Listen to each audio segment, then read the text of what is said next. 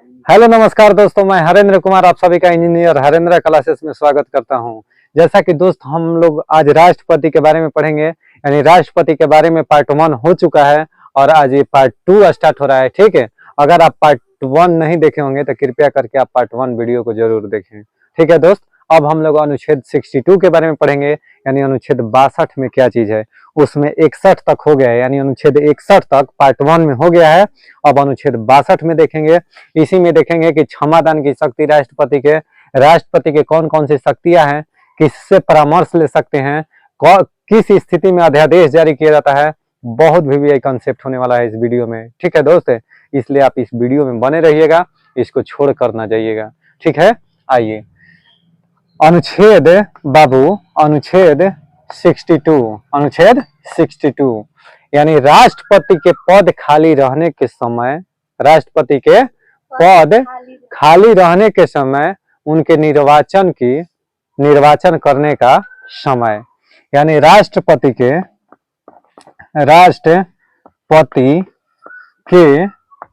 पद खाली रहने की स्थिति में, खाली रहने के स्थिति में उनका निर्वाचन करने का समय। इसका मतलब जानते हो बाबू कि अगर राष्ट्रपति का पद अगर खाली है बचवा, अगर राष्ट्रपति का पद खाली है तो उसे कितने दिनों तक भरा जाएगा। आज मान लो कि बाबू राष्ट्रपति त्याग दे देते हैं, अपना त्याग पत्र दे देते हैं, तो कितने दिन बाद भरा जाएगा। तो 6 माह के अंदर बाबू राष्ट्रपति के पद खाली रहने पर 6 माह के अंदर वहां पर चुनाव कराया जाता है। 6 माह के अंदर चुनाव कराया जाता है। ध्यान से सुनिएगा, ये कई बार क्वेश्चन पूछा है। ठीक है, कि राष्ट्रपति का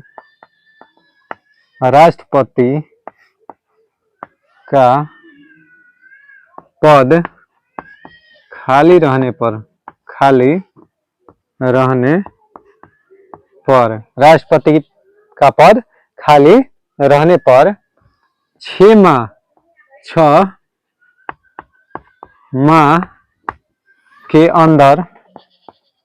अंदर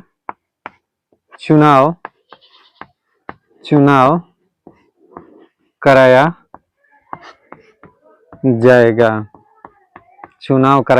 जाएगा। ये सर मान लीजिए 6 माह के अंदर, अगर मान लीजिए सर, बहुत बढ़िया क्वेश्चन बता रहे हैं, ध्यान से सुनो बाबू।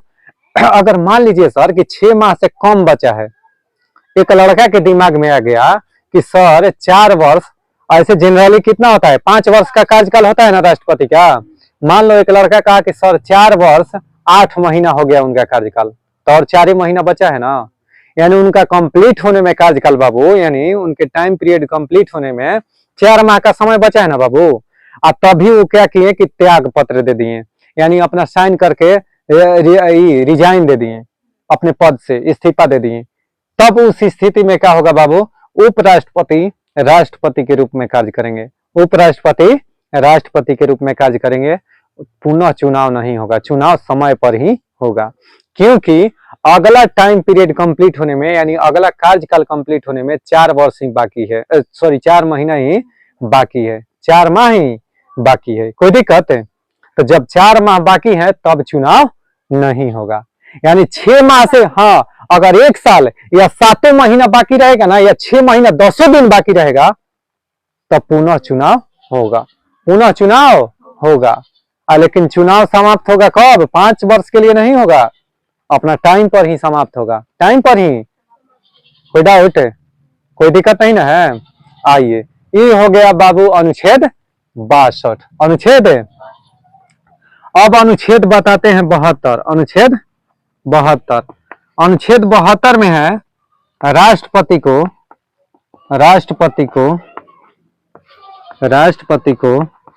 क्षमादान की शक्ति, राष्ट्रपति को क्षमादान की शक्ति। अब बबुआ राष्ट्रपति को क्षमादान की शक्ति अनुच्छेद है। ठीक है, आइए दोस्त, अब राष्ट्रपति के क्षमादान यानी राष्ट्रपति के क्षमादान कहने का मतलब बाबू, अगर कोई राष्ट्र विरोधी कार्य हो जाता है या कोई बलात्कार संबंधी कार्य होता है या अगर कोई ऐसा कार्य होता है जिसको अब कोई माफ नहीं कर सकता है, कोई, सबसे माफ करने की सजा शक्ति किसके पास है? राष्ट्रपति। अगर राष्ट्रपति चाह जाएंगे तो उसका जान बच जाएगा, अन्यथा नहीं बचेगा।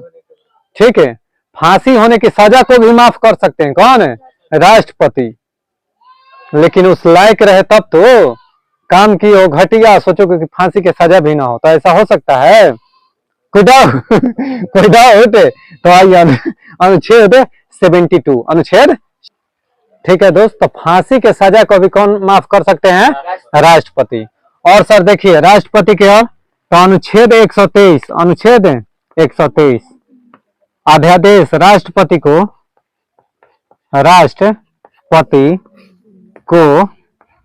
अध्यादेश जारी करने की शक्ति, अध्यादेश बाबू जारी करने की शक्ति, अध्यादेश जारी करने की शक्ति। मामला समझ रहे हो गुरु? मामला क्या है कि अध्यादेश कब जारी होता है? ध्यान से सुनो बाबू, तब प्रिंट आउट करना, ध्यान से सुन लो। कह रहा है कि अध्यादेश जारी तब होता है जब संसद की कार्यवाही नहीं चल रही हो, यानी संसद का जो कार्यवाही होता है, यानी जो उनका रोज का काम होता है संसद का, यानी जब संसद नहीं चल रहा है उस स्थिति में क्या होता है बाबू? अध्यादेश जारी कर सकते हैं, कौन? तो राष्ट्रपति।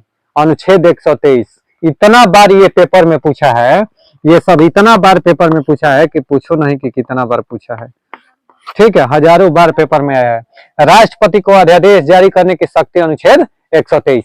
अध्यादेश राष्ट्रपति किस स्थिति में जारी कर सकते हैं? जब संसद की कार्यवाही नहीं चल रही हो, यानी संसद की कार्यवाही ठप हो, उस स्थिति में राष्ट्रपति अध्यादेश जारी करते हैं। समझ में आ गया ना? तो नोट डाउन कर लो। आइए अनुच्छेद 143, अनुच्छेद 143, यानी राष्ट्रपति कौन? राष्ट्रपति सर्वोच्च न्यायालय के, सर्वोच्च न्यायालय, सर्वोच्च न्यायालय के न्यायाधीश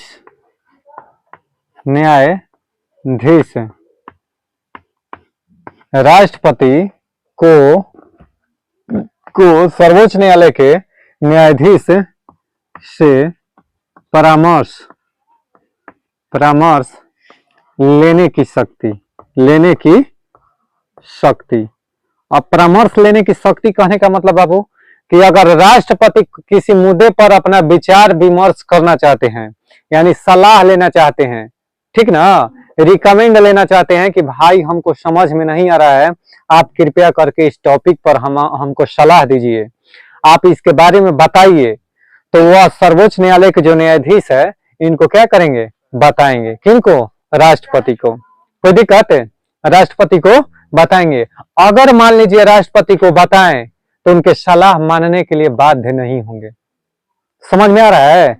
यानी वो सर्वोच्च न्यायालय के जो न्यायाधीश है, अगर इनको सलाह दिए तो जरूरी नहीं होगा कि उनको राष्ट्रपति मानबे करेंगे। सलाह तो किसी से आप ले सकते हैं, कोई जरूरी है कि सलाह आप मानिए जाते हैं? कोई दिक्कत है? तो आओ बाबू, इसमें क्या पॉइंट नोट डाउन करना है कि राष्ट्रपति सलाह लेने, राष्ट्रपति को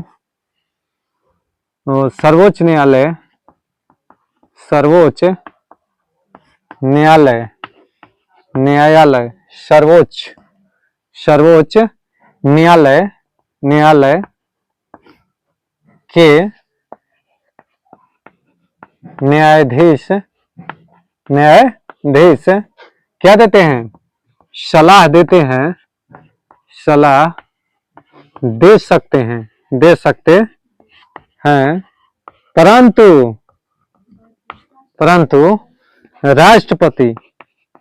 राष्ट्रपति बबुआ, राष्ट्रपति मानने के लिए बाध्य नहीं होंगे। राष्ट्रपति मानने के लिए बाध्य नहीं होंगे। बाप रे बाप, पेपर में बहुत इंपॉर्टेंट है, बाध्य नहीं होंगे।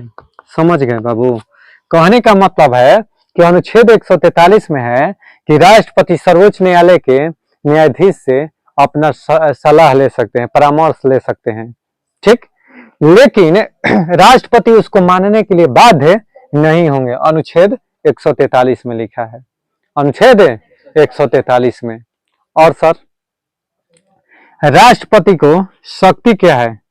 राष्ट्रपति को, ठीक है, राष्ट्रपति को आपातकाल संबंधी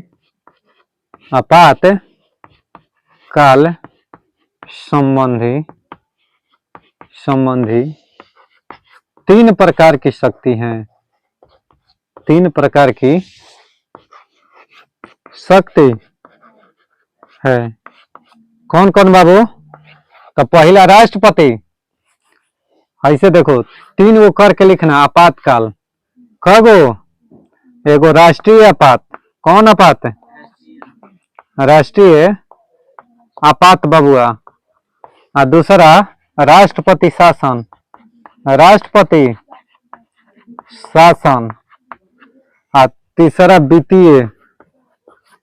वित्तीय आपात, वित्तीय अनुच्छेद 300, राष्ट्रपति शासन अनुच्छेद 356, लड़की तेज है, ठीक है। राष्ट्रीय आपात अनुच्छेद 352, अनुच्छेद 352। कोई डाउट? तो राष्ट्रपति को आपातकालीन शक्ति या कितने प्रकार के आपातकाल की शक्ति है बाबू? 3। कौन कौन सा? राष्ट्रीय आपात, राष्ट्रपति शासन और वित्तीय आपात। राष्ट्रीय आपात कौन अनुच्छेद? अनुच्छेद 352। राष्ट्रपति शासन, वित्तीय आपात। भारत में अब तक वित्तीय आपात कितनी बार लगा है? 1 बार भी नहीं, 1 बार भी नहीं। कोई दिक्कत? चलो बाबू इतना नोट डाउन करो। आओ गुरु समझते हैं आगे। देखिए राष्ट्रपति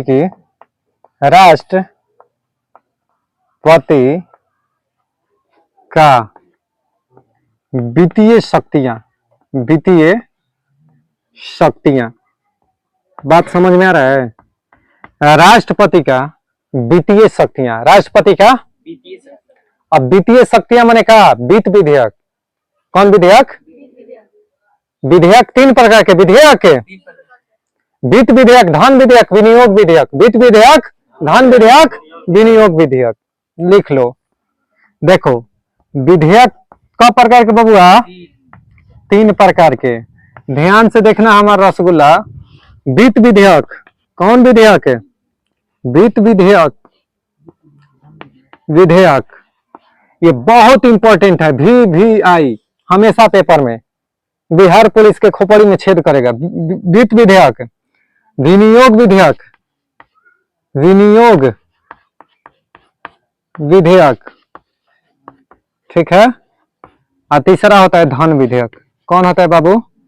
धन विधेयक। कोई डाउट? धन विधेयक।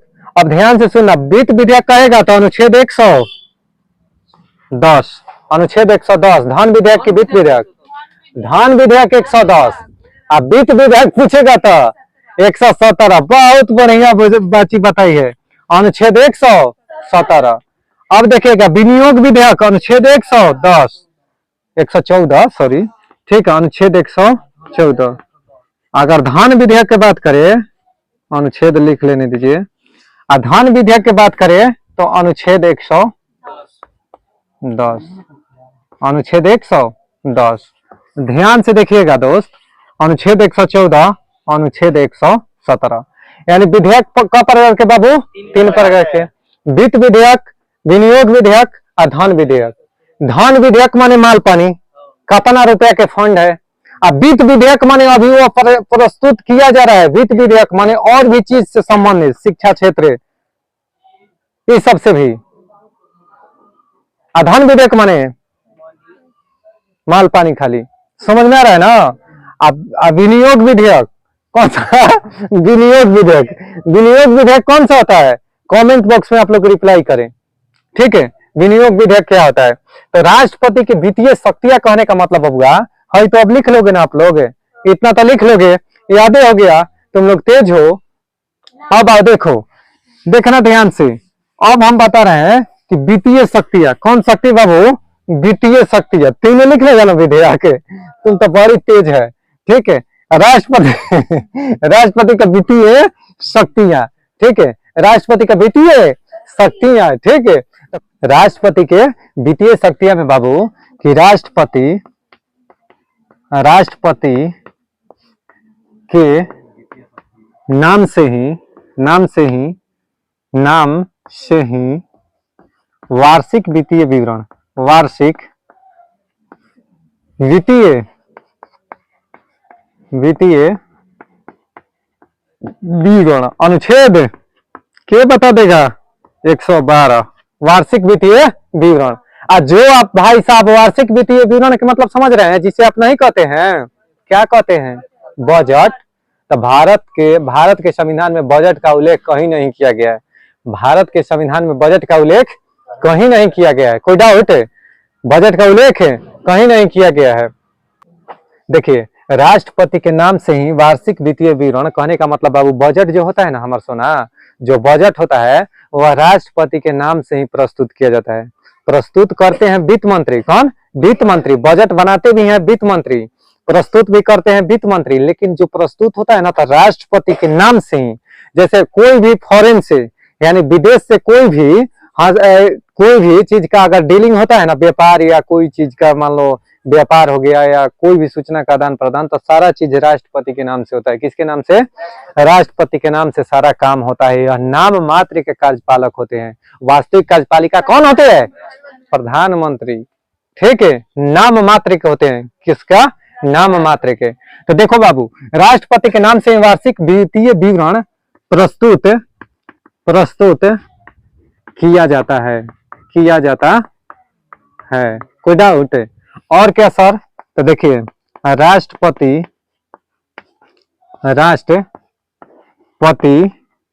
के इजाजत से, राष्ट्रपति के सहमति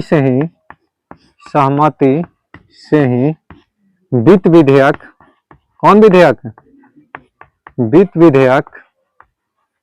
वित्त विधेयक संसद में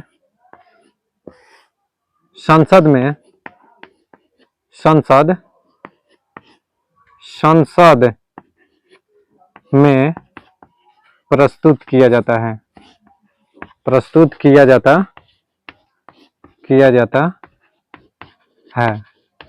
संसद में प्रस्तुत किया जाता है।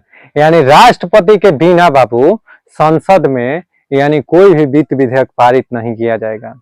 ध्यान से सुनना, धन विधेयक केवल लोकसभा में ही पारित हो सकता है। कोई दिक्कत है? यानी धन विधेयक केवल लोकसभा में पारित होता है।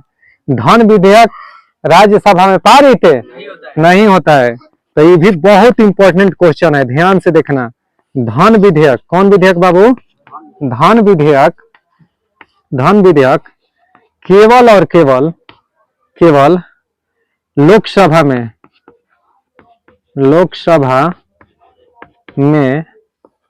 पारित होता है। लोकसभा में पारित होता है। अब बाबू आकस्मिक निधि से धन, कौन निधि से? आकस्मिक निधि। ध्यान से सुनना, आकस्मिक निधि आ गया कि आकस्मिक निधि क्या होता है सर? इसको इंग्लिश में कहते हैं कॉन्टिजेंसी फंड। कॉन्टिजेंसी फंड यानी आकस्मिक निधि कहने का मतलब है कि आकस्मिक निधि से धन का निष्कासन, निष्कासन माने समझ रही हो ना बाबू हमारे? निष्कासन राष्ट्रपति के आज्ञा से ही होता है या सहमति से ही होता है। कहने का मतलब है बाबू कि आकस्मिक निधि यानी आकस्मिक निधि या संचित निधि। दोस्त दो प्रकार के निधि होता है, एक आकस्मिक निधि होता है और दूसरा संचित निधि होता है। उसके बारे में भी हम बताएंगे थोड़ा सा इसके आगे। अब आराम से एक बार समझ लो कि धन विधेयक केवल लोकसभा में पारित किया जाता है, राज्यसभा में पारित नहीं किया जाता है। धन विधेयक का अनुच्छेद लिखे थे ना, अनुच्छेद 110।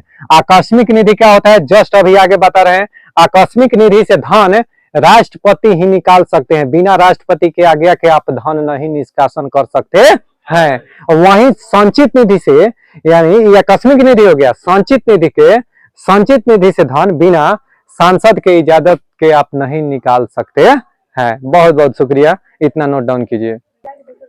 चलिए दोस्तों, अब हम लोग समझते हैं कि संचित निधि क्या होता है। संचित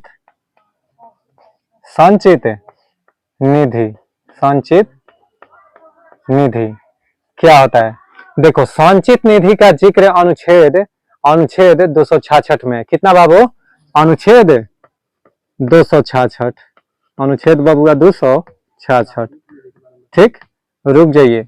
संचित निधि में क्या होता है कि जितना हमारे देश का इनकम हुआ ना, ध्यान से सुनिएगा, जितना हमारे देश का इनकम हुआ और जितना कर्ज चुकाया गया, यानी इनकम और खर्च घटा देने के बाद जो पैसा बचता है ना, जैसे मान लीजिए आपका आमदनी हुआ 10,000 रुपया महीना में, 4,000 रुपया दे दिए आप, अपना खर्चा कर दिए, तो 6,000 रुपया आपका बचा ना जी।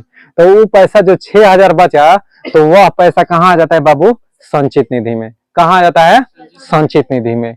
वही पैसा कहाँ आ जाता है, संचित निधि में। समझ में आ रहा है ना।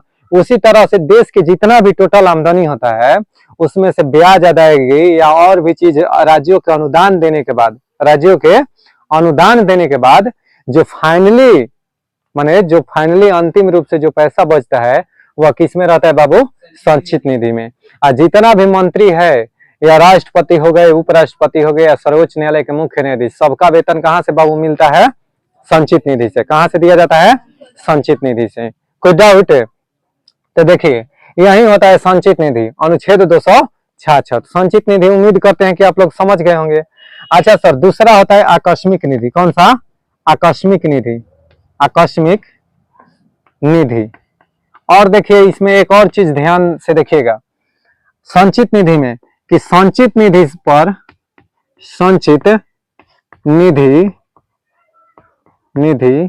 पर पूर्ण नियंत्रण किसका होता है बाबू, सांसद का होता है। किसका, सांसद का होता है।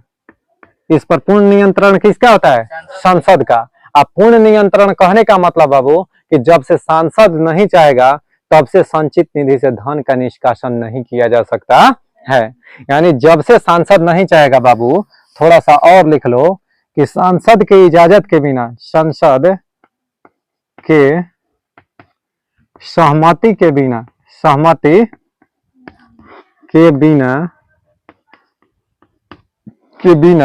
संचित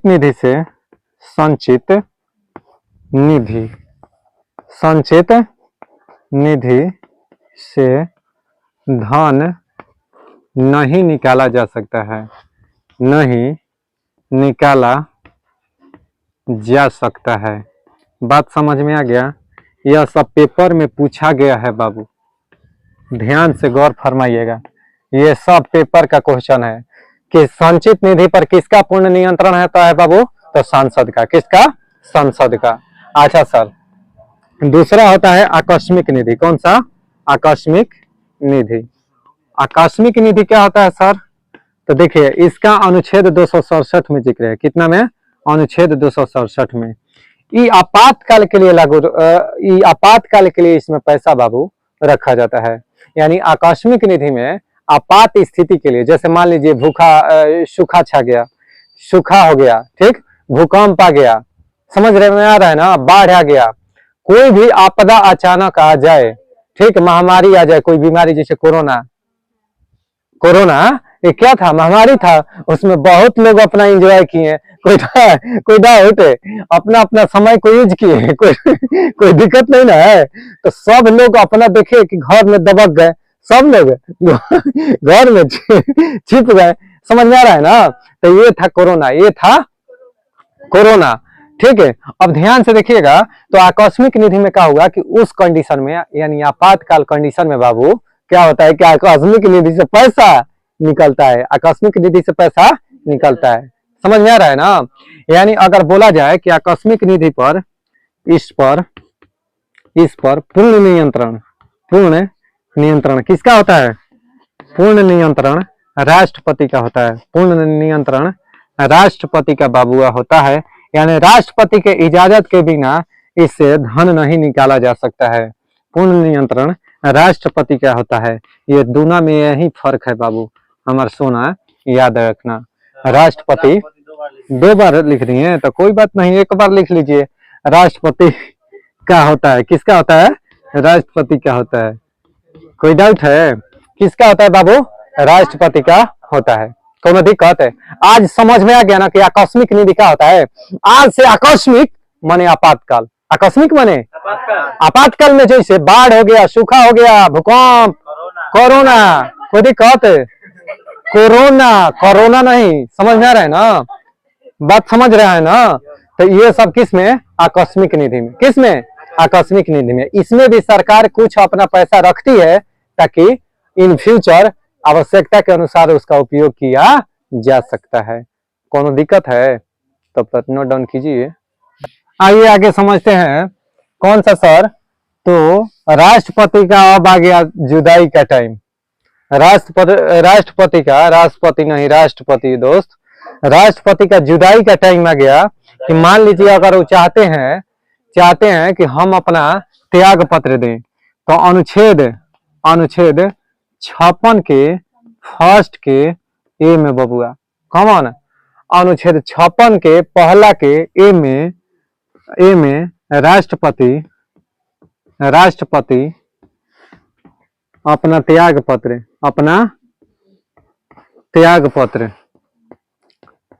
पत्र उपराष्ट्रपति को देंगे। उपराष्ट्रपति को देंगे। किसको देंगे बाबू? उपराष्ट्रपति को देंगे। यानी राष्ट्रपति अपना त्याग पत्र किसको देंगे? उपराष्ट्रपति को। उपराष्ट्रपति अपना त्याग पत्र किसे देंगे? राष्ट्रपति को। अगर मान लो बाबू, कंडीशन ध्यान से सुनना कि अगर राष्ट्रपति भी हट गए तो उपराष्ट्रपति राष्ट्रपति के जगह पर काम करेंगे। अगर मामला फंस जाता है कि राष्ट्रपति धरा गए कोरोना के चपेट में, तो वो भी अपना कार्यवाहक छोड़ दिए यानी कार्यकाल, या वो भी हट गए, रिजाइन दे दिए, तब कौन संभालेगा? तो सर्वोच्च न्यायालय के मुख्य न्यायाधीश। अगर वो भी हट गया तब कौन संभालेगा? जो सर्वोच्च न्यायालय के वरिष्ठ न्यायाधीश होंगे ना, वो संभालते हैं दोस्त। समझ गए ना? ये सब सीक्वेंस चलता है।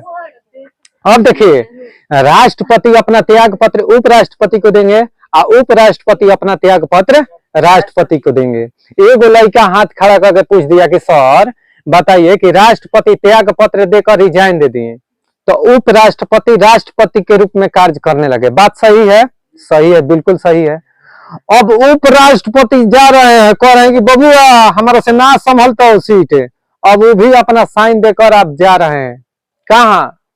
घरे। यानी वो भी रिजाइन दे रहे हैं, तो त्याग पत्र वो भी दे रहे हैं, तो किसको देंगे? राष्ट्रपति तो हट गए। अब सर्वोच्च न्यायालय के मुख्य न्यायाधीश को। किसको? सर्वोच्च न्यायालय के मुख्य न्यायाधीश को। और तब सर्वोच्च न्यायालय के मुख्य न्यायाधीश राष्ट्रपति के रूप में कार्य करेंगे।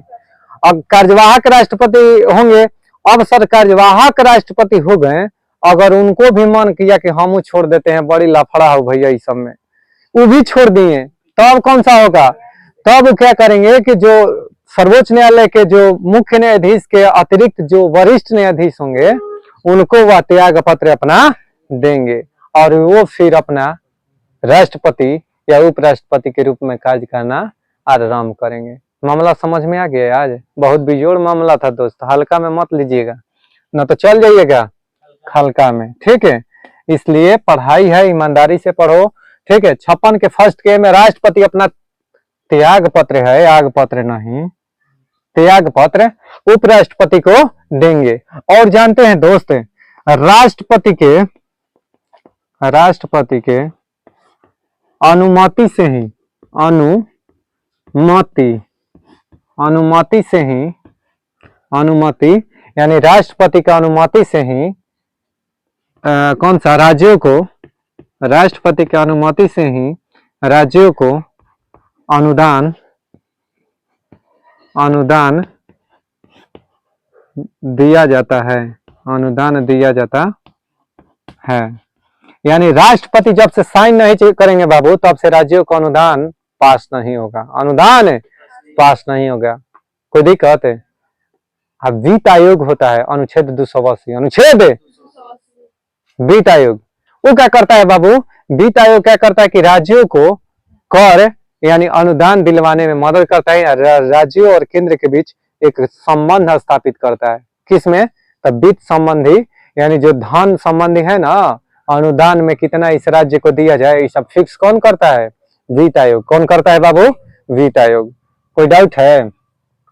अब देखिए राष्ट्रपति के अब 3 विधेयक बताए ना बबुआ, कौन कौन सा? धन विधेयक, धन विधेयक और वित्त विधेयक कोमा विनियोग विधेयक। 3 गो विधेयक था ना, विनियोग